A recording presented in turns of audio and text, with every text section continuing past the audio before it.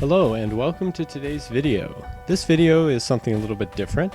This is following a little bit of my training that I'm getting into now. So I'm going to make a series of videos about the training regimen for general and specific strength training that I am working on now, starting to get into, and I want to share my journey with you. The training regimen has been adapted from training for the uphill athlete. I've been reading through their book and it's been informing my training, and now I'm getting to the general strength training section, and I figured I would make some videos about their procedures and the steps that they outline in their book in Chapter 7, General Strength Assessment and Improvement. So this is the first installment of a number of videos that I'll be doing, and today we're going to be focusing on the lower body assessment and strength programs. So you might be asking why someone who's training to be a mountain runner in an endurance sport would need any strength training. So strength training in general does a number of things. It makes you stronger, so that's going to increase your maximum strength. Now when you're doing an endurance sport such as running, each repetition only uses about 25% of your maximum power, but you're doing that repetition over and over and over again. So increasing our maximum strength reduces the stress on the muscles, which over the duration will result in less fatigue. Also, by strengthening these muscle groups and working on our muscle coordination and muscle recruitment, we reduce our risk of overuse injuries. As endurance athletes, we have to put in a lot of hours training to be able to do these long events. I want to be able to go day after day after day climbing mountains because that's what I love to do. So that's what I'm training for. So by increasing my general strength, in this case for our lower body, I'm going to increase my durability, increase my performance, and reduce the risk of injury, all of which are good things. So it's worth putting the effort in for these rudimentary strength training exercises. It's just a general starting point to begin your training program from. It's not all-encompassing. So the first thing we're going to talk about is the stage 1 evaluation. These are some air squats. So simple air squats, starting feet shoulder width apart. We're going to squat down until our thighs are parallel with the ground. We're looking for any sort of caving in of our knees towards our center line. We want our knees to track well just above our toes and to stay in a vertical alignment as we go through the squat motion all the way down to our thighs being parallel with the ground. So just do a couple of these, maybe record yourself so that you can look back at or do it in front of a mirror. You can take a look at how things look. So as you can see here from the front view, as I come down, my knees are staying directly above my toes, and that indicates that I have enough strength in my legs and my hips to maintain good tracking, good posture through this exercise. So just some quick key points on the air squats. You want to start with your feet shoulder width apart.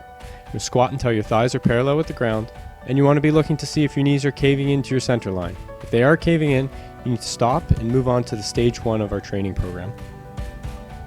So now we'll move on to the stage 2 evaluation, which is a simple box step test.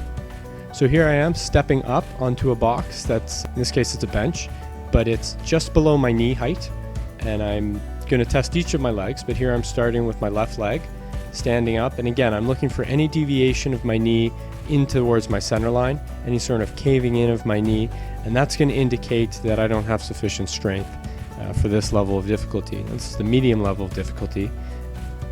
So here you can see a diagram from the book, and it's showing proper technique on the left, and you can see the knee is bent and caving in on the right image.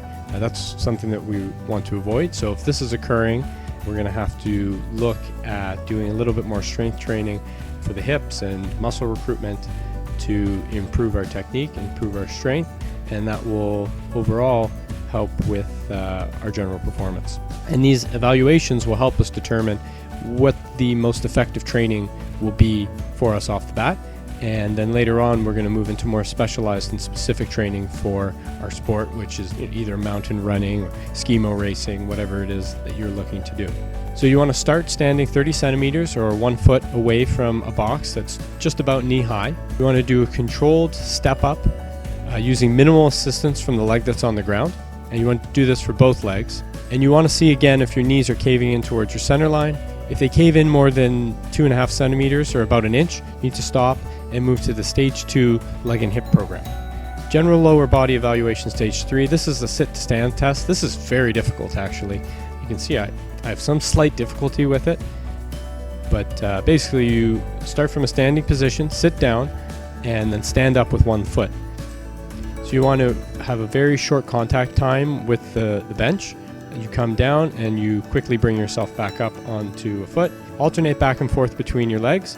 And again, we're looking for good alignment between the knees and the toes and the hips.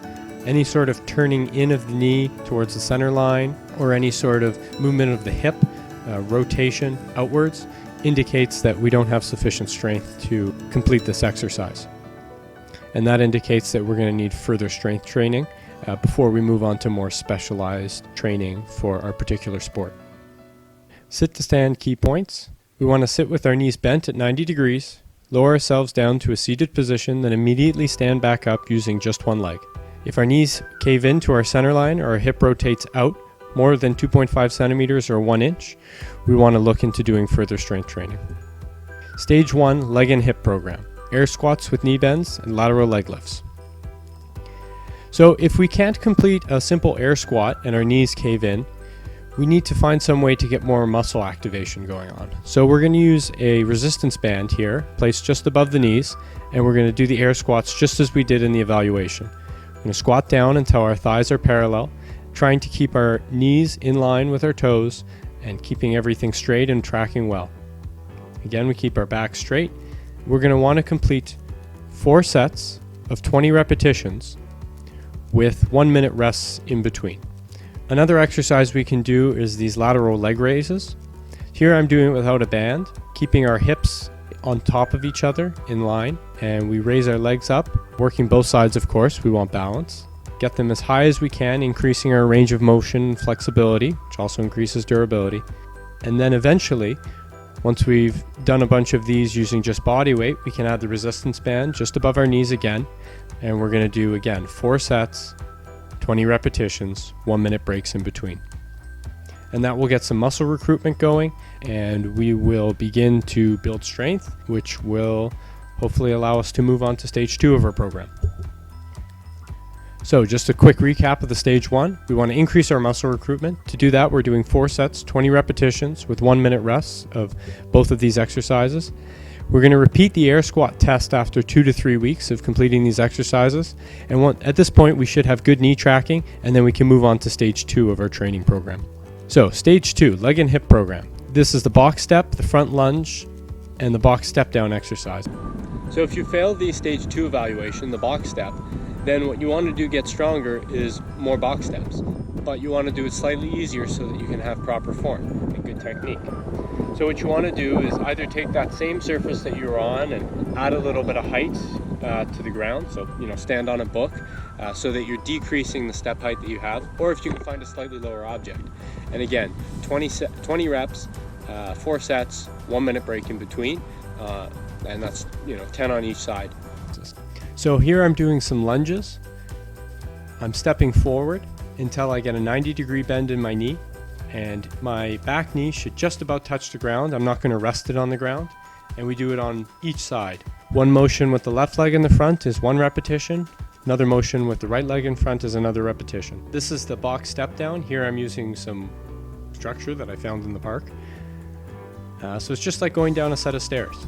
You can go down a set of stairs very slowly, lowering your lower foot on in a very controlled fashion. Again, focusing on our knee tracking, straight line between our knee and our toe, not caving in at all, keeping good tracking, good technique. Going down a staircase like this is excellent exercise. So, quick recap of our stage 2 program. We start with 3 sets, 15 reps with 1 to 2 minute breaks. We aim for 3 sets of 30 repetitions, then repeat the box step test after 2 to 3 weeks. When we have good knee tracking, we can move on to stage 3. Stage 3, leg and hip program. These are the same exercises that we previously did, except we're going to add some weight. So I have a backpack here that has a weight plate in it, and I'm going through the exercises again, just as we did before. So you want to choose a weight that lets you do about 8 repetitions with good tracking and good technique. Then once we've established what that weight is, you're going to use that weight to do 4 sets of 6 repetitions with 2 minute rests in between. And by doing these with weights, we're working on muscular endurance, we're working on further muscle recruitment and general strength improvements as well. All these things will help with our durability and our overall performance. Here I am doing the lunges with the weighted pack. Again, same thing, lunging forward till we have 90-degree bend in our front leg, knee just touching the ground. I like the idea of using a backpack because that's where the weight's going to be when I'm actually in the mountains. You can also use a kettle, holding it in front of you, a barbell above your head, a couple dumbbells held in your hands, whatever you have that you can use to add the weight. Stage 3 program, we're doing the same exercises as we did in stage 2, we're just adding weight. Whatever weight you can do 8 reps with good tracking with, you can use that to do 4 sets, 6 repetitions with 2-minute rests in between.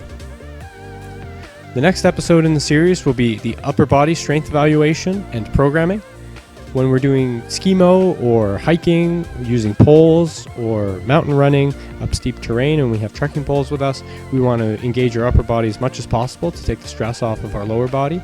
And even when we're running without poles, try running with your arms at your side. It's very difficult to get a good long stride length. So we can use our upper body, our arm swing to transfer energy down to our legs and increase our stride length and thus increase our performance. So thank you for watching. I hope you learned something. I hope you'll do some of these exercises and follow along with me as I work on my strength training journey. To that extent, please take a second to subscribe and click that bell so that you can be notified when I upload the next set of exercises and evaluations, and so that you can follow my progress. And when I get back to doing some adventures, you can join me on some of those. Thank you very much.